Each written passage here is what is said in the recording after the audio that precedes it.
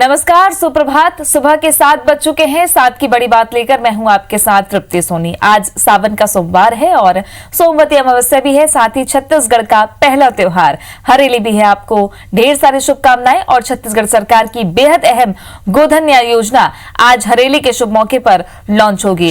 जिला स्तर पर आयोजित होने वाले कार्यक्रमों की शुरुआत सीएम भूपेश बघेल करेंगे। सीएम के अलावा प्रभारी मंत्री और संसदीय सचिवों को भी अलग अलग जिलों की जिम्मेदारी दी गई है। इस मौके पर सीएम आरंग और पाटन में कार्यक्रम की शुरुआत करने वाले हैं।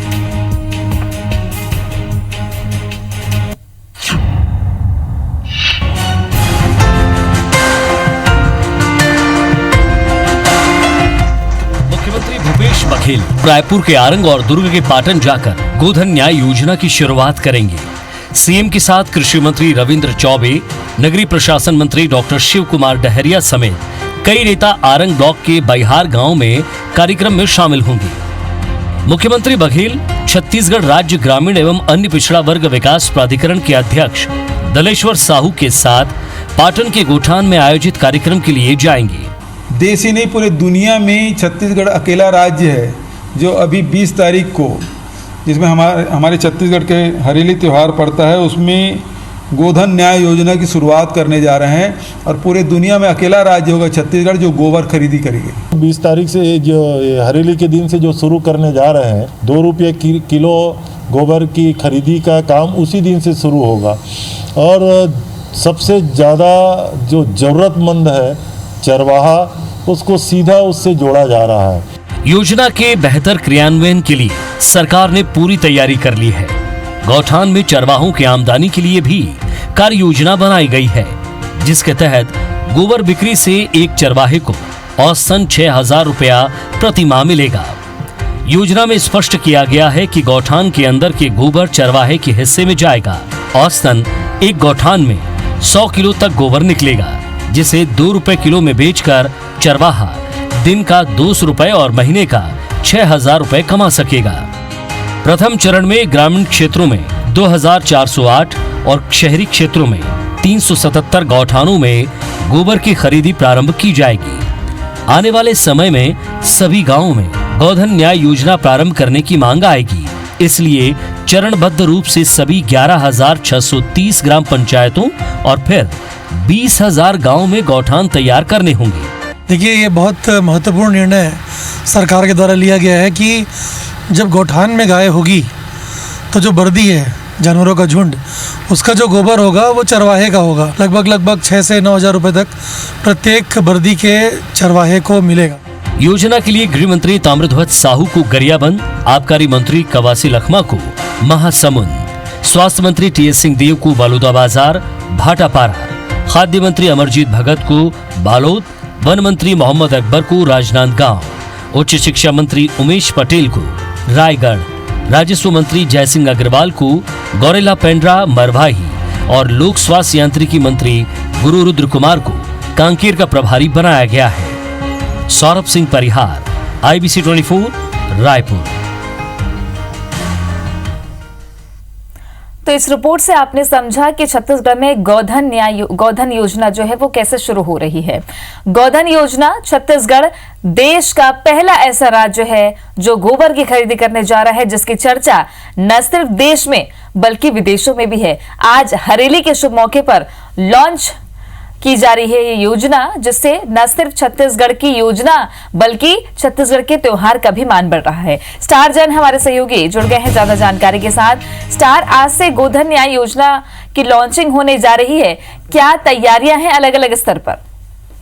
देखिए, पूरे छत्तीसगढ़ में हरेली त्योहार का काफी जबरदस्त उत्साह है और उसी दिन से आज कांग्रेस की जो भूपेश सरकार है वो अपनी महत्वाकांक्षी योजना गोधन न्याय योजना को शुरू करने जा रही है। इसके तहत पूरे प्रदेश में गोबर खरीदी करने की योजना है, तो अपने आप में इसकी व्यापक तैयारी की गई है। मुख्यमंत्री भूपेश बघेल पहले आरंग विकास खंड में जाएंगे, वहां पर एक गौठान में इस योजना का शुभारंभ करेंगे। उसके बाद पाटन के लिए रवाना होंगे। पाटन में भी एक कार्यक्रम आयोजित किया गया है, वहां पर भी एक गांव में गौठान में वो गोबर खरीदी योजना का शुभारंभ करेंगे। इस तरीके से आज से गोबर खरीदी योजना की शुभारंभ होगी। और पहले चरण में जो है छत्तीसगढ़ की बात करें लगभग 2400 ग्रामीण क्षेत्रों में, वहीं 375 करीब शहरी क्षेत्रों के गौठानों में गोबर खरीदी की कार्य योजना पर काम शुरू किया जाएगा। ओवरऑल ये पूरी योजना में देखा जाए तो लगभग 11,500 ग्राम पंचायतों को कवर किया जाना है।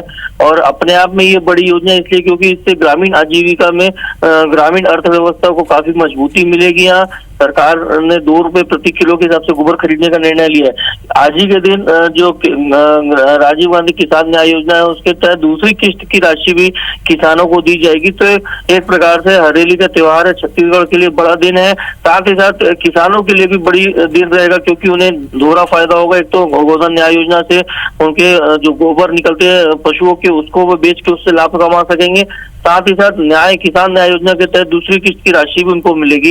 तो व्यापक तैयारी इस योजना को लेकर सरकार ने कर रखी है और अलग अलग विभागों के अलग अलग क्षेत्रों के लिए मंत्रियों को प्रभार भी सौंपा गया है ताकि योजना का क्रियान्वयन और बेहतर तरीके से किया जा सके। जब ये योजना लॉन्च होगी तो बेहद ऐतिहासिक वो पल होगा क्योंकि गोधन को संरक्षण और संवर्धन के लिए लगातार सरकार काम करने की बात कह रही है और योजनाएं भी इसी कड़ी में लागू हो रही हैं, जिसमें एक योजना गोधन न्याय योजना। शुक्रिया आपका स्टार जानकारी के लिए।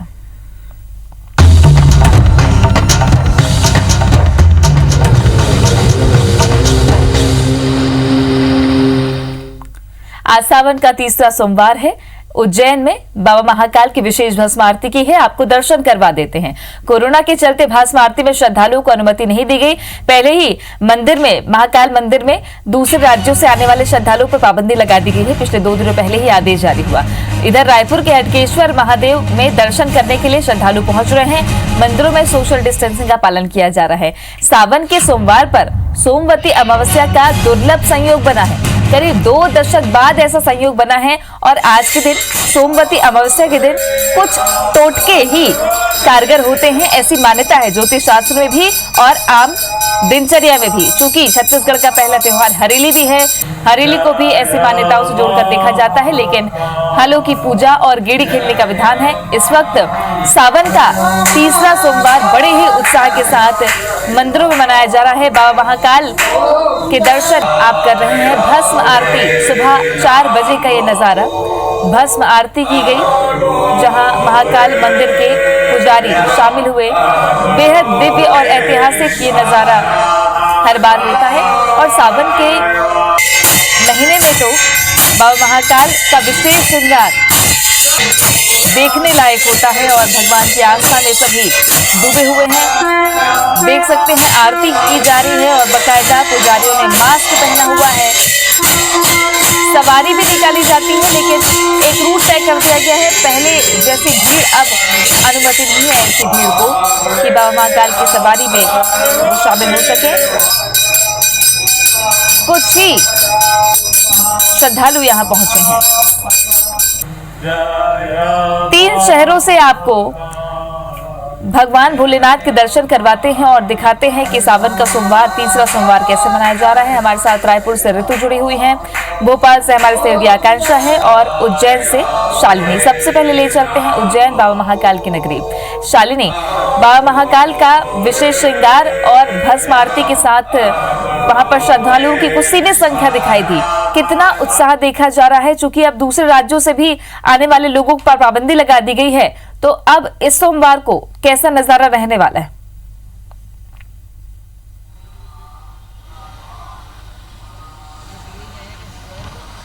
बिल्कुल तृप्ति, देखिए बेहद खास इस समय पर चल रहा है क्योंकि शिव जी को प्रिय है सावन का महीना। आज तीसरा सोमवार है और उससे भी खास क्योंकि आज जो सोमवती अमावस है उसका एक अलग ही महत्व होता है। 2 दशक के बाद ऐसे दुर्लभ संयोग जो है वो बना है। सबसे पहले हम आपको बाबा महाकाल के दर्शन करा देते हैं। देखिए कोविड-19 की गाइडलाइन के चलते सख्ती को और ज़्यादा बढ़ा दिया गया है। इसी के चलते अब ऐसा होगा क्योंकि हर बार देखा जाता है 12 ज्योतिर्लिंग में से एक ज्योतिर्लिंग उज्जैन में है, बाबा महाकालेश्वर की।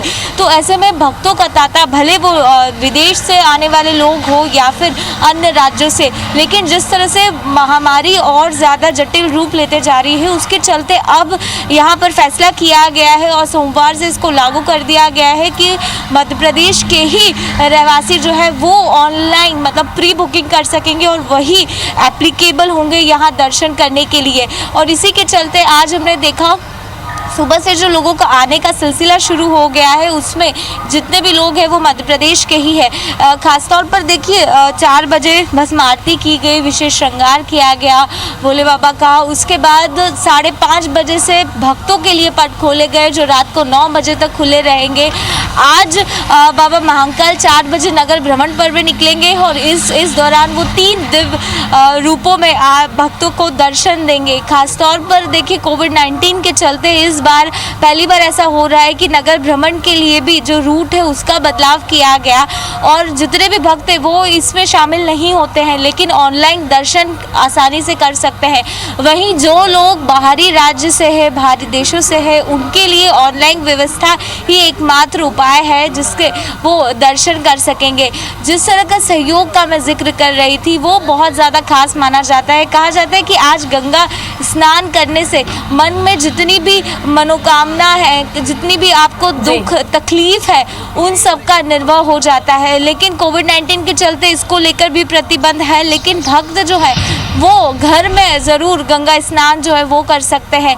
और जो दिव्य सहयोग बना है उसको लेकर कहा जा रहा है कि बहुत ही ज़्यादा महत्वपूर्ण है और इस दौरान अगर भक्त बाबा महाकाल के दर्शन कर लेते हैं तो ऐसे ही उनको सुख समृद्धि की अनुभूति हो जाती है। पूरी करने वाले ही बाबा महाकाल हैं। 12 ज्योतिर्लिंगों में एक, जहां का दिव्य नजारा हर कोई देखना चाहता है। हम भी अपने दर्शकों को दिखा रहे हैं बाबा महाकाल के दर्शन। हमारे सहयोगी शालिनी ने करवाए। कुछ समय पहले हमने तस्वीरें भी दिखाई भस्म आरती की। अब ले चलते हैं आपको छत्तीसगढ़ की राजधानी रायपुर, जहां सावन का तीसरा सोमवार कैसे मनाया जा रहा है बताएंगे हमारे सहयोगी ऋतु। ऋतु, कितना उत्साह देख पा रही हैं आप?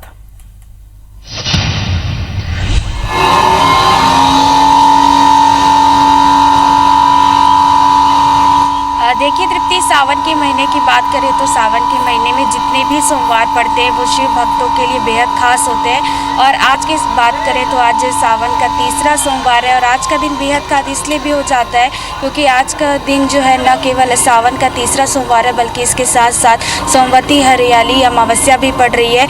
और इस वक्त हम महादेव घाट के किनारे स्थित बाबा हटकेश्वर मंदिर के बाहर मौजूद है, जहाँ से हम अपने दर्शकों को मंदिर की जो तस्वीर है वो दिखाना चाहेंगे। देखिए, जब भी सोमवार आता है तो शिव भक्त शिवालयों में पहुंचते हैं अपनी मनोकामनाएं लेकर, क्योंकि इसकी मान्यता भी है कि जब सावन के महीने में हर सोमवार को आप बड़ी सच्चे मन से अगर भगवान शिव की पूजा अर्चना करते हैं तो बाबा आपकी मनोकामना ज़रूर पूरी करते हैं। और यही वजह है कि अभी जो स्थितियां हैं उसके बावजूद जो भक्तों की जो श्रद्धा है वो कम नहीं हुई है और भक्त जो है मंदिर में दर्शन के लिए पहुंच रहे हैं। और देखिए, आज की हम बात करें तृप्ति, तो जैसा कि हम सभी को पता है कि अगला जो सोमवार है वो जो है लॉकडाउन का साया पड़ेगा, तो अगले सोमवार जो है मंदिर बंद रहेंगे। और ये भी एक वजह है जिसकी वजह से आज का जो सावन सोमवार है तीसरा सोमवार, तो उसमें भक्त जो है दर्शन के लिए पहुंच रहे हैं। और हर सोमवार जैसे कि हमने देखा है कि बहुत ज़्यादा भीड़ देखने को नहीं मिलती थी, लेकिन आज की बात करें तो आज जो है दर्शन के लिए भक्त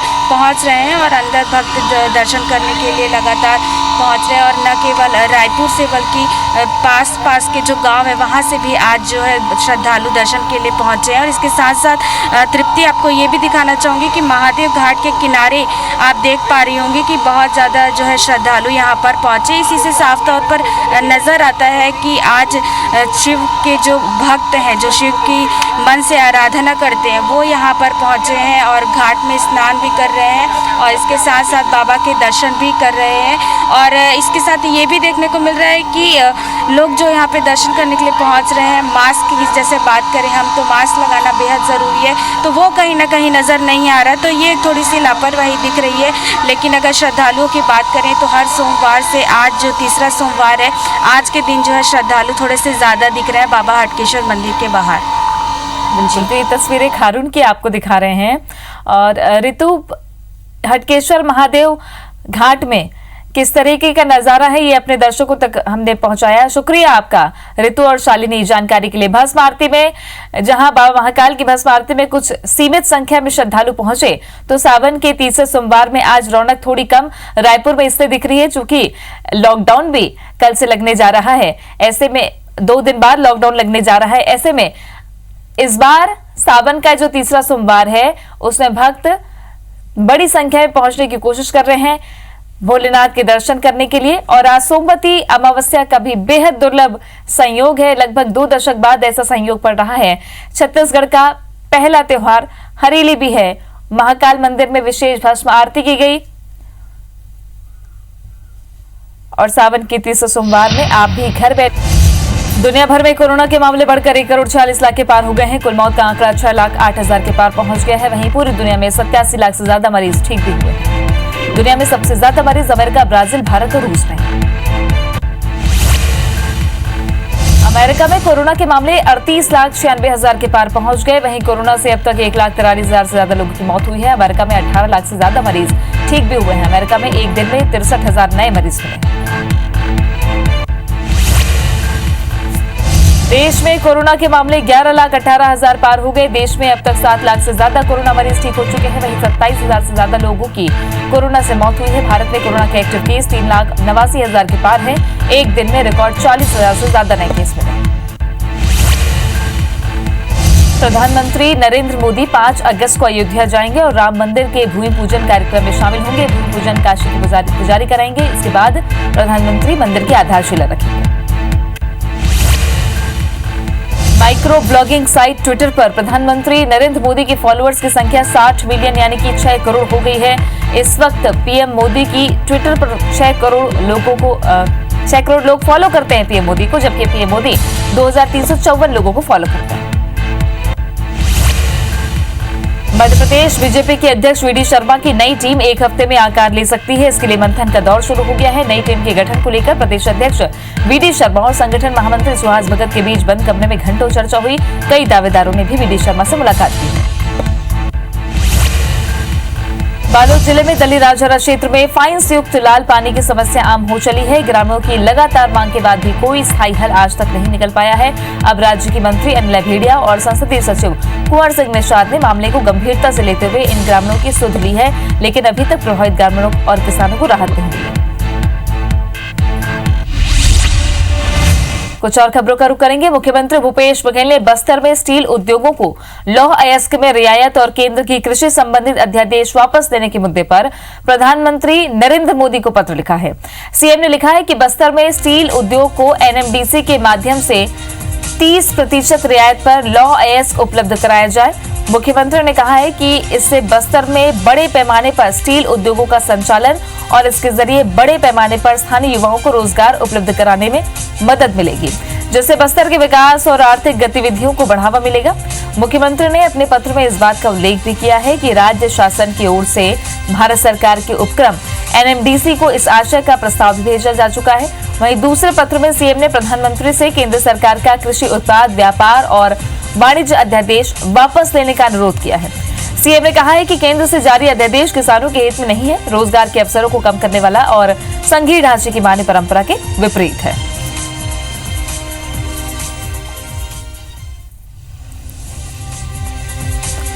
राज्य को रियायत की मांग की है। मुख्यमंत्री भूपेश बघेल ने एक बार फिर प्रधानमंत्री नरेंद्र मोदी को चिट्ठी ली। एनएमडीसी से 30% रियायत पर लौह अयस्क की मांग की है। कृषि उत्पाद व्यापार और वाणिज्य अध्यादेश वापस लेने की भी मांग मुख्यमंत्री भूपेश बघेल ने प्रधानमंत्री नरेंद्र मोदी से की।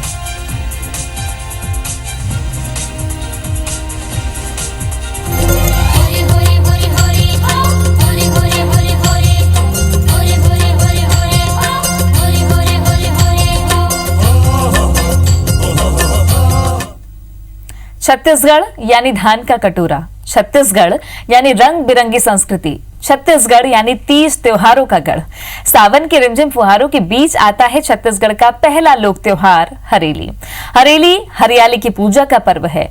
हरेली पशुधन और कृषि औजारों की अर्चना का पर्व भी है। ये गेड़ी में चढ़कर गलियों में घूमने का त्योहार है। ये चीला चौसेला खाने का भी त्योहार है।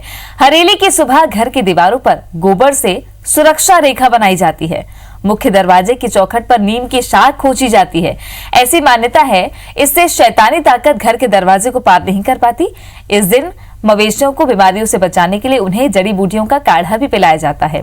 छत्तीसगढ़ की कृषि संस्कृति के सारे रंग दिखाता है हरेली त्योहार, और आज दिन भर आपको छत्तीसगढ़ के अलग अलग गांवों में इस परंपरा का रंग देखने को मिलेगा। और IBC 24 भी आप तक ऐसे रंग लगातार पहुंचाता रहा है। छत्तीसगढ़ की संस्कृति, छत्तीसगढ़ की परंपरा से जुड़ी हर एक खबर हम आप तक पहुंचाते हैं। छत्तीसगढ़ का पहला त्योहार हरेली, जहां गेड़ी की मस्ती तो नांगर और बैल की पूजा के साथ चीला चौसेला भी घरों में पकने लगा है।